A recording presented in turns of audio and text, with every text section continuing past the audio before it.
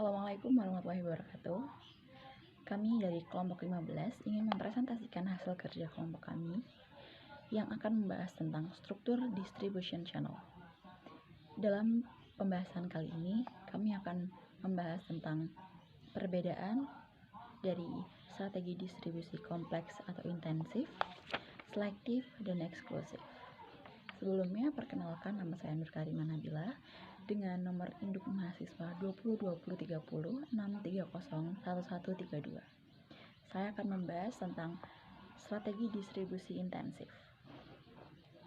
Strategi distribusi intensif ini jalurnya melalui beberapa titik, yaitu produsen, regional distribution, center, gedung distributor, retailer, lalu ke konsumen.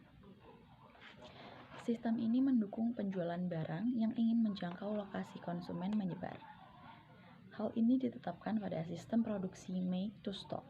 Misalnya, untuk customer goods atau barang-barang kebutuhan sehari-hari seperti makanan, minuman, dan obat-obatan, dan spare parts untuk jenis barang industri. Strategi distribution intensif ini adalah strategi distribusi yang menempatkan produk perdagangannya pada beberapa retailer atau pengecer serta distributor di berbagai tempat. Teknik ini sangat cocok digunakan untuk produk atau barang kebutuhan pokok sehari-hari yang memiliki permintaan dan tingkat konsumsi yang tinggi, seperti contohnya sembako, rokok, sikat gigi, odol, sabun, deterjen, dan lain sebagainya.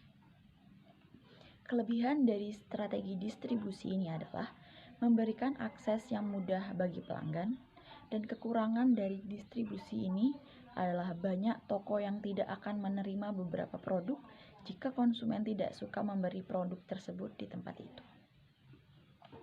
Contoh kasus dari distribusi ini adalah saluran distribusi Indomie oleh PT Indofood CBP Sukses Makmur Tbk. Indofood mendistribusikan produknya dalam jumlah besar melalui supermarket atau hypermart seperti Carrefour, Hero, Walmart, 7-Eleven, dan lain-lain. Selain swalayan, Indomie juga mendistribusikan produknya melalui warkop dan noodle shop. 2. Distribusi selektif. Distribusi selektif merupakan cara distribusi barang yang disalurkan oleh beberapa penyalur saja yang terpilih atau selektif.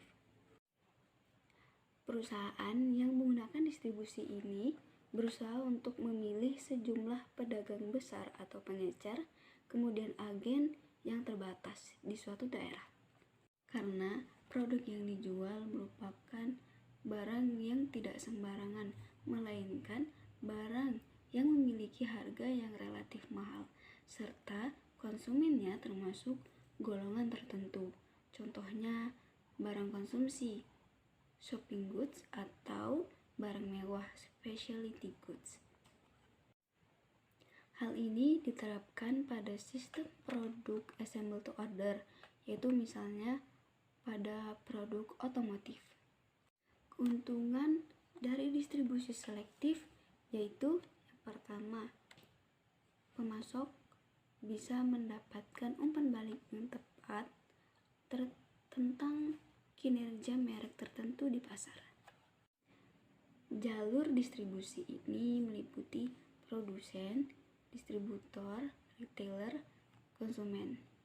Jalur yang dilalui lebih sedikit daripada struktur kompleks yang dimaksudkan untuk menghilangkan penyalur yang tidak menguntungkan.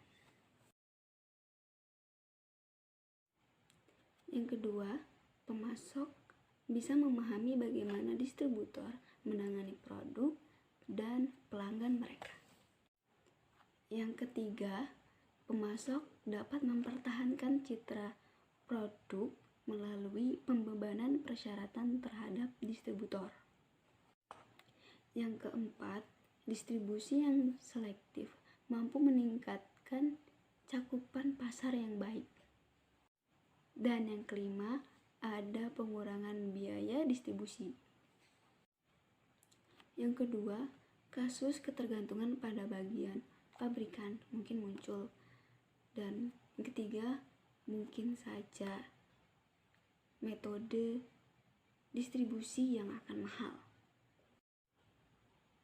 Sedangkan kekurangan dari distribusi selektif yaitu yang pertama, kampanye yang disusun dengan tidak efektif maka akan menyebabkan turunnya atau mengurangi citra suatu produk atau merek.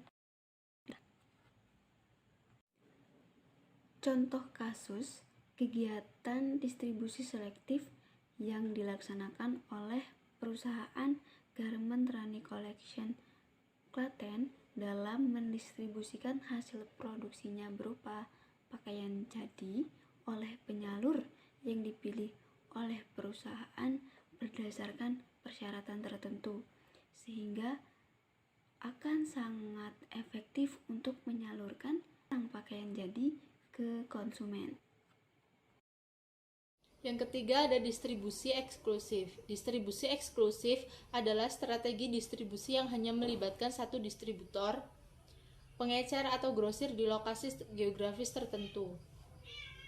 Ini biasanya terjadi pada merek atau produk yang mencari citra bergengsi tinggi. Contoh produk yang menggunakan strategi ini termasuk barang desainer, mobil, dan bahkan peralatan rumah tangga.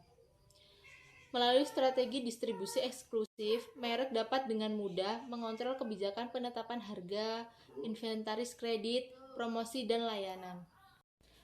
Namun, distribusi eksklusif juga memiliki kelebihan, yaitu yang pertama, adanya loyalitas yang begitu tinggi dari perantaranya, sehingga perusahaan akan mendapatkan dukungan penjualan yang sangat besar, serta memperoleh data-data yang digunakan untuk forecasting dan riset pasar. Kedua, untuk meningkatkan citra dan sebuah merek produk. Ketiga, terdapat tingkat pengendalian yang sangat tinggi tentang harga dan jasa yang akan diberikan si perantara. Tidak hanya memiliki kelebihan, distribusi eksklusif juga memiliki kekurangan. Yang pertama, tingkat penjualan atau volume penjualan yang sangat rendah. 2, terlalu bergantung dengan satu perantara saja. 3. Distribusi eksklusif sering menjadi sasaran utama dari undang-undang anti monopoli yang sering terjadi di beberapa negara. Demikian penjelasan dari kelompok kami. Saya Agiri. Wassalamualaikum warahmatullahi wabarakatuh.